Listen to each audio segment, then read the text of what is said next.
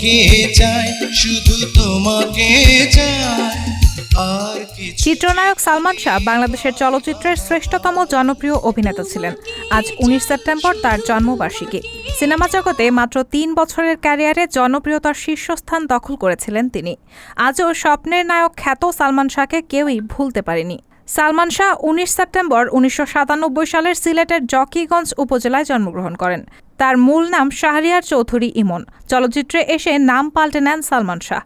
বাবা কমর উদ্দিন চৌধুরী ও মা নীলা চৌধুরী। সালমান শাহ ১৯৯২ সালের ১২ আগস্ট বিয়ে করেন। তার স্ত্রীর নাম সামিরা।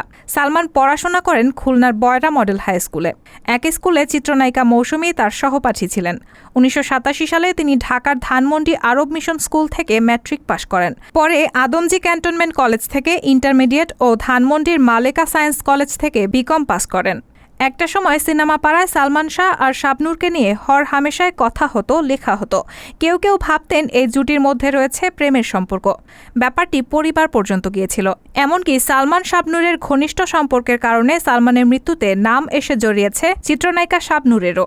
তবে তারা সবসময়ই নিজেদেরকে ভালো বন্ধু দাবি করে এসেছিলেন। সালমান শাহর সঙ্গে সবচেয়ে বেশি ছবি করা নায়িকা শাবনূর আক্ষেপ করে বলেছিলেন, সালমান বেঁচে থাকলে আমরা দুজন উত্তম সুচিত্রার মতো হতে পারতাম। সালমানের বিকল্প আমি আর কাউকে পাইনি। সালমান শাহ মাত্র ৪ বছরের অভিনয় জীবনে ২৭টি সিনেমায় অভিনয় করেন।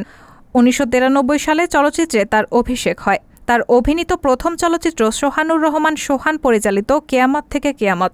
এই সিনেমায় সালমান শাহর বিপরীতে অভিনয় করেন মৌসুমী। সালমান শাহর সঙ্গে জুটি বেঁধে মৌসুমী মাত্র ৪টি চলচ্চিত্রে কাজ করেন।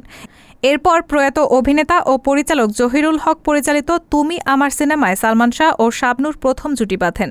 শাবনূরের সঙ্গে সালমান শাহ মোট ১৪টি চলচ্চিত্রে অভিনয় করেন। এছাড়াও কয়েকটি টেলিভিশন নাটক, টেলিফিল্মে অভিনয় করেন সালমান শাহ। সালমান শাহর টেলিভিশন নাটক দিয়ে অভিনয় জীবন শুরু হলেও ১৯৯০-এর দশকে তিনি চলচ্চিত্রে অন্যতম জননন্দিত শিল্পী হয়ে ওঠেন। ১৯৯৩ সালে তার অভিনীত প্রথম চলচ্চিত্র সোহানুর রহমান সোহান পরিচালিত কেয়ামত থেকে কেয়ামত মুক্তি পায়। একই ছবিতে নায়িকা মৌসুমী ও গায়ক আগুনের অভিষেক হয়। জনপ্রিয় এই নায়ক ৯০-এর দশকের বাংলাদেশে সাড়া জাগানো অনেক চলচ্চিত্রে অভিনয় করেন। ৬ সেপ্টেম্বর ১৯৯৬ সালে খ্যাতির শীর্ষে থাকা অবস্থাতেই রহস্যজনকভাবে রাজধানীর ইস্কাটনের নিজ ফ্ল্যাটে সিলিং ফ্যানের সঙ্গে ঝুলন্ত অবস্থায় পাওয়া যায় এই নায়কের মৃতদেহ। তবে লাখো কোটি ভক্ত আজও তাকে মনে রেখেছেন। রায়হানা মুন, সবার কথা।